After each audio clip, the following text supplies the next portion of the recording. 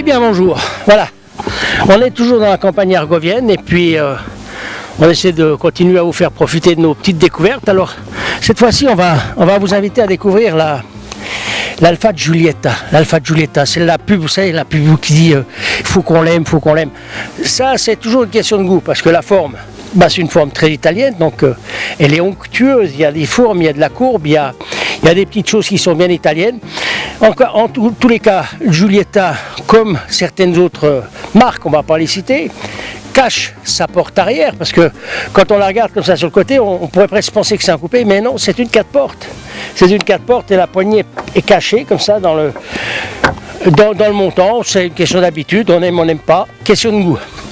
Enfin, toujours est-il qu'on est là aujourd'hui pour vous parler de cette Giulietta.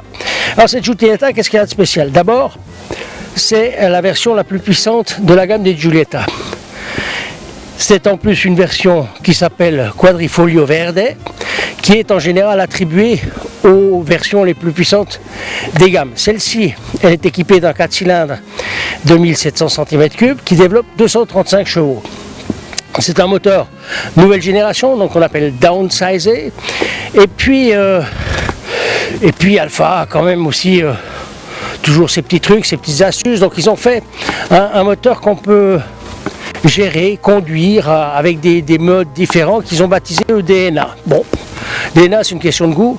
DNA pour beaucoup c'est les gènes, mais chez Alpha c'est pas vraiment les gènes. Chez Alpha c'est plutôt comment est-ce que je veux conduire ma voiture. Alors pour ça vous avez le D qui ici est pour dynamique. Alors dynamique ça veut dire que ça va vous permettre de retrouver Alpha comme c'était, quoi. Vous mettez le pied dedans, poum, ça part. Et puis ça réagit plus vite, c'est aussi un peu plus sec, la voiture est un peu mieux gérée au niveau des suspensions, ou plus sèchement au niveau des suspensions et de la direction. Puis après vous avez le mode nature, natural comme ils appellent ça. Mais natural, ça ne veut pas dire écologique, ça pourrait l'être un peu, mais en fait c'est plutôt on va dire le fait de vous mettre à disposition une voiture qui réagit normalement, qui se conduit normalement, qui accélère normalement, qui freine normalement, etc. Et puis vous avez le A qui ne veut pas dire antivirus ou qui ne veut pas dire anémie, mais qui veut dire all weather. En fait, all weather, c'est un mode qui va permettre à la voiture de comprendre que dehors, il ne fait pas beau, et que la transmission sur la route est peut-être un peu plus délicate, et donc elle va gérer la transmission, elle va gérer la puissance au sol, de façon à ce que vous puissiez conduire de façon sûre et que vous puissiez continuer de le faire.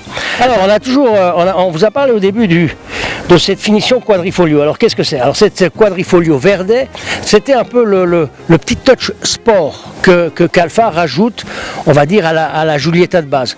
Donc ce Quadrifoglio Verde, c'est déjà une carrosserie qui est un peu baissée par rapport à l'origine, ce sont des jantes, ce sont des jupes latérales, c'est tout un ensemble de petites choses qui vont donner un aspect plus sportif à la voiture et qui vont lui donner aussi une tenue de route un tout petit peu meilleure du fait que le centre de gravité sera un peu plus bas. Et puis vous avez en plus encore une finition qui s'appelle Carbon Line, qui est une finition que vous allez retrouver aussi bien à l'intérieur qu'à l'extérieur, qui seront des éléments qui seront en imitation carbone avec un bec arrière, avec les rétroviseurs, etc. Maintenant, si on parle un peu de gros sous quand même, parce que finalement c'est toujours ça qui joue à la fin de compte, on a ici une voiture qui est très personnelle, qui est au prix catalogue dans les environs de 37 000 francs. Et puis ça, c'est pas un mauvais prix finalement. Mais le seul problème, c'est que quand vous commencez à additionner les options, quand vous commencez à rajouter les petites choses les unes derrière les autres, comme c'est le cas par exemple de cette voiture ici, eh ben, vous passez de 37 à 47. Et puis 47 000, honnêtement, ça fait quand même presque un peu cher pour cette voiture-là. Elle serait restée à 37 ou je serais passé au-dessus un tout petit peu de 40, ça aurait été bien, mais 47, ça fait quand même un petit paquet de sous. Dans les choses qui sont un peu gênantes et qui ne nous ont pas trop plu, par exemple, c'est principalement le bouclier avant, qui est un peu près du sol, qui est peu souple, donc ça veut dire que si vous faites une rencontre avec un trottoir un peu élevé, ça vous coûtera tout de suite quelques sous. Voilà, mais dans l'ensemble, c'est plutôt un véhicule assez sympa. Comme toutes les Alpha, il fait plaisir à conduire. Et puis, ma foi, comme on dit chez Roden Motor, Si on a réussi à vous intéresser, ne serait-ce qu'un tout petit peu, le plus simple, c'est encore d'aller chez un garagiste, de lui dire j'ai vu Monsieur Vidal de Rodin Motor qui nous a parlé de cette voiture, je voudrais l'essayer. Et je crois qu'il sera content. Alors, à bientôt, Jean-Louis Vidal pour Rodin Motor en septembre 2012.